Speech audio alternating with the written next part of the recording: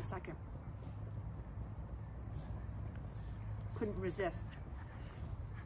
Join me today for a wonderful story about camping. Hi everyone. I'll just put my s'more, well actually marshmallow, down here. And I have a great story today. And Curious George, one of the characters in the story, the main character I should say, is one of my favorites, all-time favorites. This book is titled Curious George Goes Camping. It's the perfect story for today, for me sitting by the campfire with my marshmallows. And the title is Curious George Goes Camping. The author is Margaret and H.A. Ray. Margaret was H.A. Ray's wife, and she sometimes joined in to write some of the Curious George books. On this adventure, Curious George and the man with the yellow hat will be going on a camping trip. I want you to think of the setting. Pay attention to the characters that George meets in the story. And the main character, of course, is George. Let's see if George encounters a problem in the story, and let's see, perhaps at the end of the story, how the problem is solved. Curious George Goes Camping by Margaret and H.A. Ray. George and his friend, the man with the yellow hat, were going on a camping trip. A ranger greeted them at the entrance of the park. "Have a great time," he told them.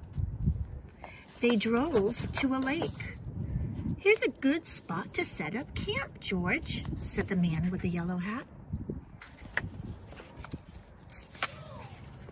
"Let's get unpacked," he said to George. "I'll get some water to cook with. You can look around, George, but whatever you do, don't get into any trouble." Well, George went exploring. At one campsite, George saw a man cooking some fish for his family. It smelled good. At another campsite, a girl was pouring water over a campfire. "I want to make sure it's completely out," she told George. "One spark could start a whole forest fire." George walked on until he saw a small tent. Inside was a thin pole standing right in the middle.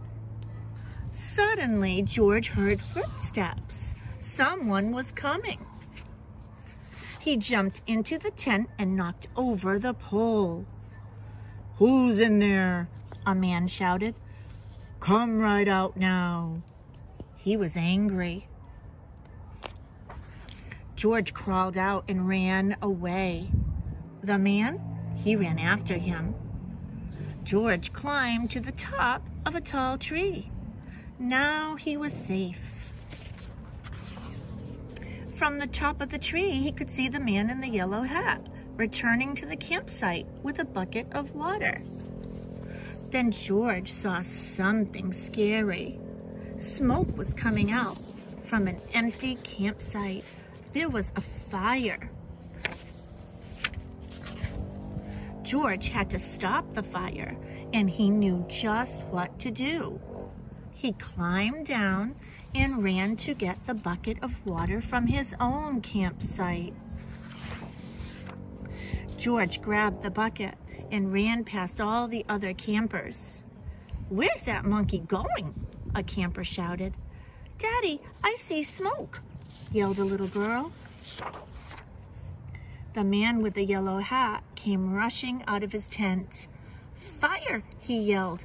"Quick, let's go!" Everyone ran after George. George dumped his bucket on the fire.